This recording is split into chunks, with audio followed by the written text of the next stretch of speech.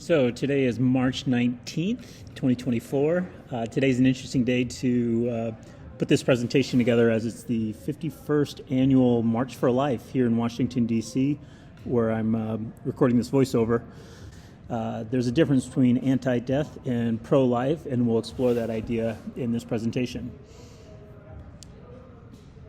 Before I start with what I think of pro-life, I'd like to ask you a question. What in life, or who in life,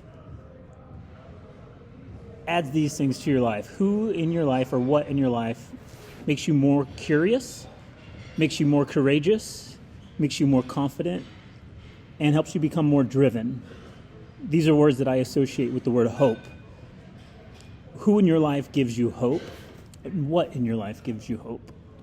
Feel free to write them down if you choose. Now, on the flip side of things, what in life gives you serenity? What in life helps develop your patience? What in life brings you a sense of calm? And what in life brings you to a greater sense of clarity? These are what I associate with the word peace. So hope and peace is why I wake up in the morning and is what I struggle to find balance with in life. And as we dive into more pro-life matters, we'll unpack ideas centered around hope and peace. So in 2001, we lost the World Trade Centers. For a pop quiz for the audience, take a guess on how many people died during the World Trade Center attacks.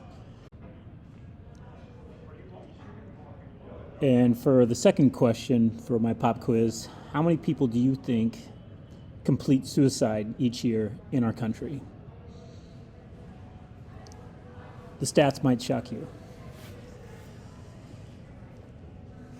So each year, we have about 15 World Trade Center attacks on our country. Actually, a little bit more than 15 World Trade Center attacks happen each year if you count the cost of lives lost due to suicide completions. So every year we lose about 30 towers to suicide every single year. So when I first got involved in the world of suicide research, otherwise known as suicidology, I thought suicide completions were one of the biggest problems our country has, and at least one of the biggest areas for improvement, or I thought was the largest difference I can make if I was trying to make a difference in the world as far as preventable deaths go. However, I quickly learned that suicides are just part of a bigger equation in early deaths that are plaguing our country right now, and it's been on the rise.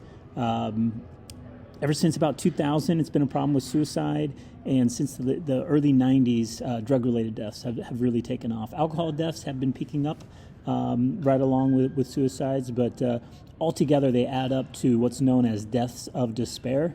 And from this graph, you can see things are not headed in a good direction unless we do something about it. So the rest of this presentation will do something about it. It's the culmination of 10 years of research on this topic, of my own contemplation of how to grapple with the mental health issues we have, with the drug and alcohol issues we have, and with the overall lack of hope in our world. The word despair literally means without hope. We'll eventually dive into what SPE means. SPE is the Latin root for hope, but despair literally means without hope. So if these are deaths of despair, they are deaths coming from people who were struggling to find hope, and it's my mission to bring hope back into the world. Also, as I continue this presentation, I want to extend my deepest condolences to any family members, friends, loved ones, of anybody who has ended up on this graph for one reason or the other. I will apologize in advance for any ill attempts at humor. This is a very dark topic to talk about, and it's a very dark topic to study. I spent the last 10 years diving deep into this, and the only way I could survive this long and continue with my calling has been to turn to humor.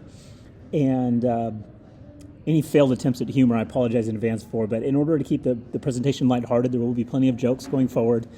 And if any of them rub you the wrong way, I'll just apologize in advance now. one of the most pleasant surprises I've found through all of my research with mental health and suicidology and all of these dark topics is that humor is actually a healing mechanism. It's not just a coping mechanism. But we'll get down to that later. For now, I just do wanted to establish my sincerity and let you know that everything comes from a deep place in my heart for this topic. And again, I apologize in advance if I do rub you the wrong way. Before COVID hit, our country and other parts of the world were experiencing some very rare and unexplainable things in the world of life expectancy. So before COVID was ever a thing, the United States for the first time had experienced a drop in our life expectancy. So in the modern world, for the very first time, people were living shorter lives than people had in the past. And this was very alarming. Even before COVID hit, this was already on a downward trend. The rise of suicides was part of this because as a statistical average, if we're losing people in their teens and throughout their younger years of life at an accelerated rate, it's drastically going to impact the overall average. COVID doesn't help. Heart disease at earlier and earlier ages, cancer at earlier and early ages, those factors don't help. But suicide completions were definitely part of this downtick. As I get through the end of this presentation, I do want to mention from an economic standpoint, from a statistical standpoint, this little downturn, this little downtick, looks like a very small blip on a graph, but if you think about the amount of lives that are impacted by that little downtick, the amount of early deaths that have occurred, the amount of grieving and loss that has happened because of this downtick that was unexpected and unplanned for and earlier than wanted, it leads to some complicated issues in the world of psychology, in the world of grief management, that basically have accelerated pain and loss into people's lives in a fashion I don't believe we've dealt with yet. So we'll dive into this a little bit more. But when you look at the graphs, the numbers don't lie. Our world is not headed in a good place unless we do something about it. Suicide prevention has been an issue for many decades. It's been a cause that many people have supported. The development of suicide prevention kind of mirrors that of general psychology. So psychology as a field of study was initially brought about by mental disorders and by people experiencing mental illness. So much like medicine and the whole medical field was developed out of a place of mental illness, out of a place of illness to where people are sick, people are hurting. We must provide a solution to fix the broken people. Most old medical solutions come from a place of brokenness, a place of hurt, and the same goes with psychology. So most classical psychological resources turn to the things that are going wrong in the world, and that's the basis for all research and all action and all nonprofit efforts is what is going wrong. I don't believe that's the best approach. I think that begins with an anti-death approach. The rest of this presentation will unpack a pro-life approach. To be actually pro-life means to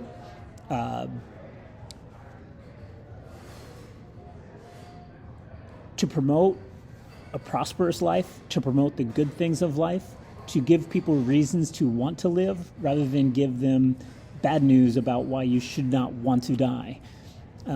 So some of these resources coming from my own digging really dive into the psychology of hope. So in 2003, Dr. Snyder was the first psychologist to actually study hope. So for just a hair over 20 years, the psychological world has actually been making a concerted effort to study the psychology of hope, which, if these are deaths of despair we're trying to fight against and we're trying to solve, well, we're lacking hope. So it might be a good idea to understand what hope is. Dr. Snyder was based out of the University of Kansas, and through his research, he inspired and influenced Dr. Shane Lopez